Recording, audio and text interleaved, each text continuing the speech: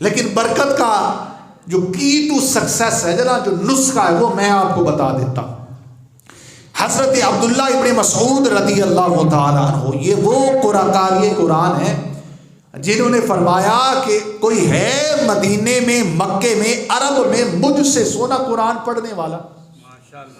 اگر ہے تو مجھے بتاؤ، میں اونٹ پر سفر کر کے اس کے پاس جاؤں گا اور اس سے قرآن سیکھ کر واپس آؤں گا، کیونکہ میں نے حبیب صلی اللہ علیہ وسلم کے پیچھے نماز میں کھڑے ہو کر 17 قرآن مجید کی سورتوں کو زبانی نماز میں کھڑے ہو کر یاد کیا۔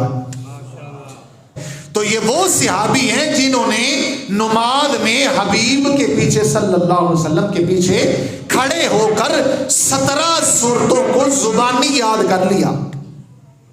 قربان جائیں ان کی عظمت پر۔ ان کی صرف بیٹیاں تھیں۔ حضرت عثمان غنی کا دور مبارک تھا۔ حضرت عثمان غنی رضی اللہ تعالیٰ عنہ آئے کہ اب یہ نا بیمار ہو چکے ہیں اور قاری قرآن ہے۔ پہلے تو زمانہ اور ہوا کرتا تھا نا، قاری کی، حافظ کی قدر کیا کرتے تھے لوگ۔ آج کل تو ماڈرنائزیشن آ گئی ہے اور لوگ جو ہے نا وہ جدت کی طرف، اسکول کے ٹیچر کی زیادہ قدر ہے، پروفیسر کی زیادہ قدر ہے، اور امام، عالم، قاری اور ان کی جناب آپ کو پتہ ہی ہے کہ لوگ کتنی بے قدری کرتے ہیں۔ میرے حبیب علیہ السلام نے فرمایا جس نے میری امت کے حفاظ کی، قاری کی، قرآن کی، عالم کی بے قدری کی، اس نے میری بے قدری کی۔ اور حدیث ہے کہ جس نے ان کے ساتھ، قاری قرآن کے ساتھ، حافظ کے ساتھ محبت کی، اس نے اللہ سے محبت کی، اور جس نے ان سے عداوت رکھی، اس نے اللہ سے عداوت رکھی۔ کہ کس طرح علماء کی، حفاظ کی، قرآن پڑھنے والوں کی قدر کرنی چاہیے۔ اب میرے نبی علیہ السلام کے صحابی حضرت عبداللہ ابن مسعود رضی اللہ تعالی عنہ آپ کے پاس سیدنا عثمان غنی تیسرے خلیفہ تشریف لے گئے۔ فرمایا قاری قرآن آپ کمزور ہو چکے ہیں، نحیف ہو چکے ہیں، ساری زندگی تو پڑھایا قرآن ہے آپ نے، اور تو کوئی کام آپ نے کیا ہی نہیں ہے۔ اے ہمارے قاری قرآن، اگر آپ حکم دیں تو بیت المال سے کچھ وظیفہ نہ مقرر کر دوں جو آپ کو بھی ملتا رہے اور آپ کے بعد آپ کی بیٹیوں کو بھی ملتا رہے۔ جو لوگ کہتے ہیں نا بے برکتی ہے ہمارے گھروں میں، وہ یہ حدیث سے یہ روایت ذہن میں رکھ لیں اور اس پر عمل کرنا شروع کر دیں۔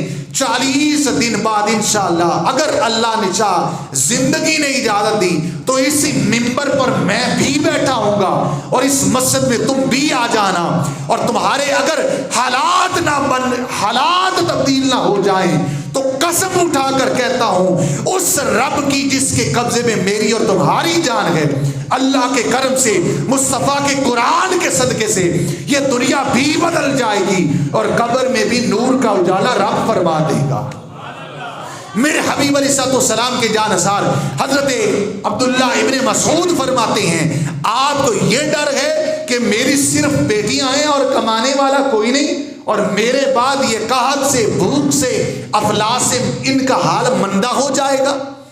حضرت عثمان غنی نے سر جھکا لیا، فرمایا اے عثمان غنی امیر المومنین، جان لیں میرے حبیب صلی اللہ علیہ وسلم تشریف فرما تھے۔ دو جہاں کے سردار نے ارشاد فرمایا جس گھر میں بھی سورہ الواقعہ کی تلاوت کی جائے اس گھر کو میرے رب نے ہر قسم کے فاقے، بھوک، افلاس اور ہر چیز سے میرے رب نے ایسے گھر کو اپنی پناہ میں لے لیا۔ اب میرے اپنی بیٹیوں کو سورہ الواقعہ زبانی یاد کروا دی ہے، یہ سورہ الواقعہ پڑھتی رہیں گی اور اللہ خالق کائنات ان کی بھوک کو قیامت تک ختم فرما دے گا۔